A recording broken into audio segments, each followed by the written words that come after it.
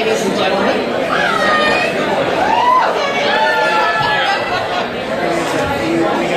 Welcome, welcome. We are so pleased to see everybody here.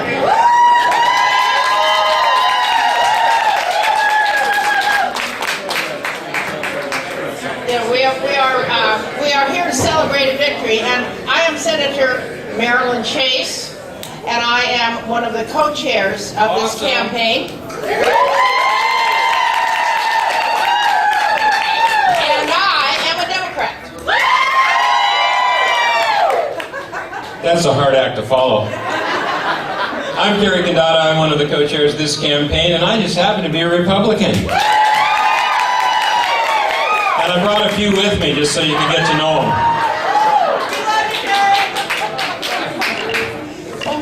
You know, what started out as a legislative campaign in 2011 has come to this, and we are very, very pleased to see what is happening here in our state tonight. And to think it all kind of started in a little wheat field in the middle of the 12th district that I represent in a place called Waterville. A couple of farmers, a handful of farmers, decided they wanted to do something about this GMO thing, and they went out and collected some petitions, and then there was more petitions, and there was more signatures, and there was more people, and suddenly it just flourished into a grassroots movement that brought us here tonight. And I got to tell you, I have never been so thrilled to be in a group, and I think we're going to have a victory tonight, but we're going to win either way because we have really carried the message. Thank you. And I want you to know that these farmers have become some of my best friends. Tom Stahl? Lynn, where are you? Lynn Paulson? There's Lynn Paulson. Joe couldn't be here. Joe Ludwig couldn't be here. But this is a campaign that has gone all across this state. You know, it's been quite a ride for all of us. You know, we all came together to be able to address the kinds of issues that we want. You know, Carrie and I in spring of 2012, after working in the fall of 2011 on all of this campaign, we introduced companion bills in the House and the Senate. Of course, it didn't go anywhere, but we had some wonderful hearings in the committees. But, you know, Monsanto got into those committee hearings before we did and took care of their business. So we decided, yes, boo. And so what we decided, along with many of our friends who are here tonight, to do an initiative. And that initiative gathered 350,000 names. And so what we did, not knowing whether or not we would have enough signatures, we have no idea we would have that many. You know, we decided, okay, we'll draft a bill to make sure that if we don't have the initiative, we will at least have the bill. Well, when we came in the last week in January, the initiative came in with all of those signatures. That was it. It was just fabulous. You should all pat yourselves on the back. This is just really wonderful. And then, so then we had hearings. And some of you may remember those hearings. We had George Kimball out there. We had George from the Center for Food Safety. He was fabulous, you know, as usual.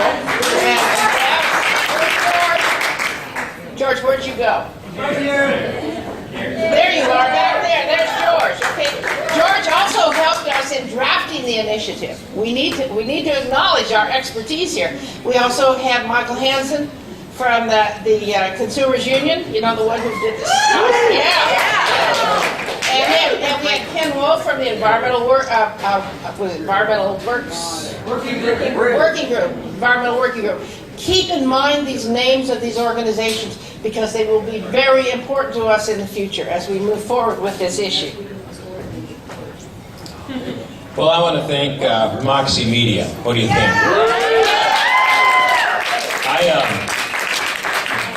you probably don't know this, I'm director of campaigns for the House Republican Caucus for the past 5 or 6 years, so I've been up against Moxie Media a few times. And it has been a thrill to get on the other side and work with them. What a magnificent organization, what a fantastic job they've done on this.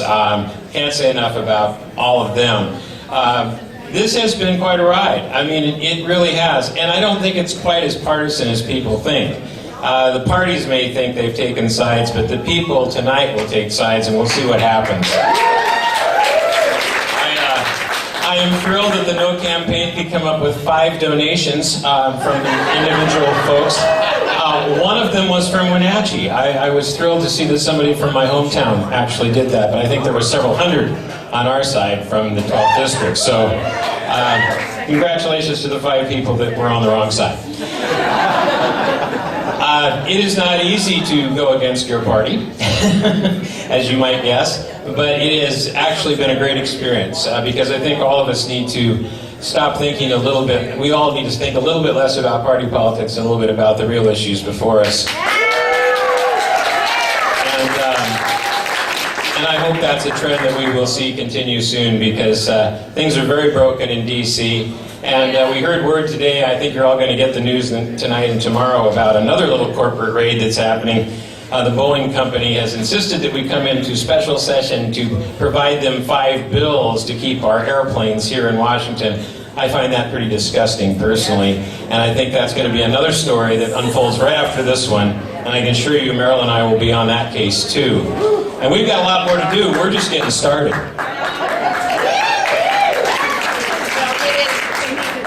It is our pleasure to have everyone here tonight, and we want to introduce our other co-chair, Trudy Bialik. Where are you? There, Trudy. Come on up there, Trudy. Yay for Trudy. You know, I want to say that when we started organizing, and we had our first big meeting in February 2nd of 2012 at the Cedarbrook by SeaTac. And Trudy was there, and I said, we need Trudy to be our chief spokesman, and we will be the Amen chorus. And she has done a wonderful job debating Diana Bieber. Yes. Yeah, we all know her, right? Yes. And debating around, as our spokesperson on international television, she has been just wonderful. So put your hands together for Trudy.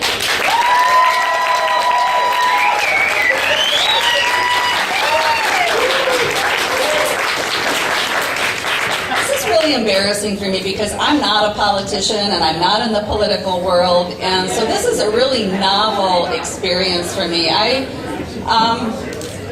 didn't start doing this 20 years ago because it was fun. This is really not fun, and I've said that before. We started doing this with PCC Natural Markets when RBGH entered the dairy industry in 1994, and our customers demanded to know how their food was produced, and they did not have the information. So we set about establishing the organic dairy industry in Washington State, but we also started pushing for transparency, and really that's what this is about. We are standing up to, we are ordinary people trying to do something very extraordinary and standing up to some of the most powerful corporations, multinationals in the world. They do not want transparency of any kind. They have fought labeling for decades. This is not an easy task. But as I said earlier, I am willing to work with anybody who is willing to do the work, keep putting one foot in front of the other, and not look back. This is all really about relationships. And when Tom Stahl came to us, and Joe and Lynn, and said, we have these petitions, will you help support us? We didn't know each other, but it really was about building that relationship. Libertarians on the east side with Democrats on the west side, Republicans all over. Republicans, Democrats, Libertarians, all working on something much less an agricultural issue is unheard of in this state. It does not happen. So when we started figuring out that we've got this strange crossover, this unusual crossover across political lines, across regional divides. We had something really strong there that does not happen, and it called us forward because there was no going back. There simply was no going back. People who have been demanding the transparency keep pushing us and propelling us forward. Win or lose, we are going to have labeling. There is no way.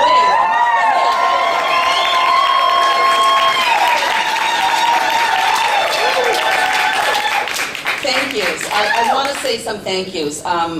Not just to Lisa and Zach and Delana and Liz and Jeremy and Lennon and Rachel and Anita and everybody who has been on that incredible team. It has been a real education for me, as I say, to learn something about this process. I also want to thank Chris and Leah McManus, who helped usher us through the petition phase of this campaign. They are not here tonight. They're not here. They really knew the petition phase, how to get the signatures.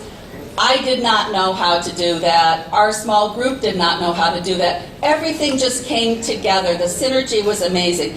There were these people who knew how to do a petition campaign. We had our wheat farmers. We had other farmers in southern Washington. We had the retailers. Lori Lively, where are you? I could not have done this without Lori and Steve Hallstrom. Those two people.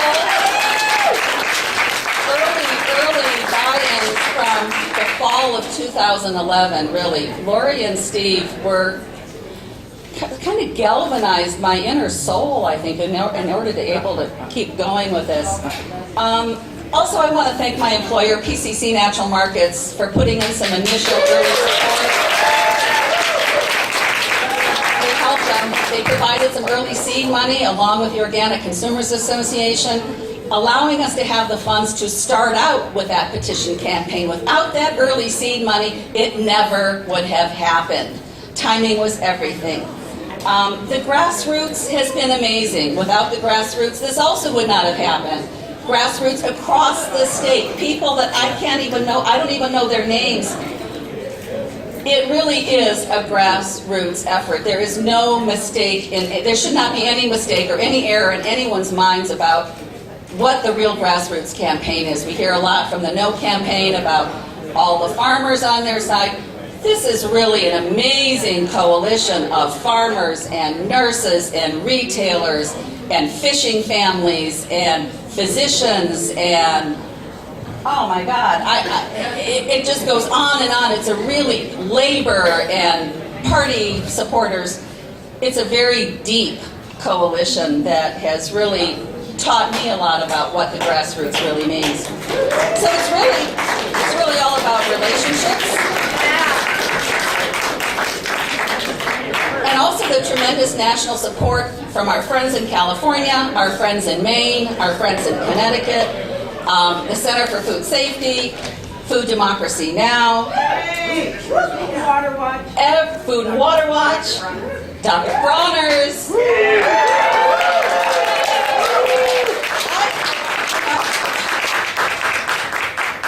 Friends now I didn't know I had before. And so it's really, on a personal level, it's just very, very gratifying, and it's been a heck of a ride. And I really, really think that no matter what, we're going to have labeling, and I sure hope it's in July 2015.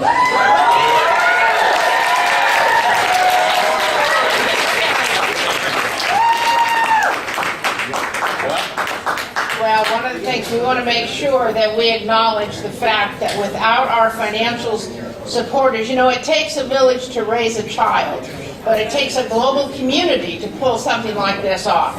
And I think we're going to pull it off no matter what. And I personally want to thank David Bronner from Dr. Bronner's Soap. And I want to thank David Murphy, where are you, Dave? From Food Democracy Now. There you are. Somebody. He's right there. There he is. I see. Yeah, you did good, David. And a couple of people are not here. Ronnie Cummins from Organic Consumers. He should have been here. He did an amazing amount of work. And let's see, Dr. Mercola. I don't see anybody from Dr. Mercola here. But we could not do this without the help of all of our friends, and I want to, I know I speak for everyone in thanking them for stepping up to the plate, because we are just beginning as we move across this country. Thank you. All right, in a few minutes, we're going to get some results. And we may not know tonight, but what we will know tonight is that because of the amount of money spent in this campaign, probably 9 out of every 10 people in Washington State now know what a GMO is. And that in itself is pretty spectacular. So look, folks, win or lose, the passion was here, the heart was here, the love was here. I'm telling you, I've never seen anything like it. I've been running campaigns, I've won, I've lost, but I've never seen anything like this. And wow, let's just know that we did everything we could do. If we win, great. If we lose, I think we still won. Thank you.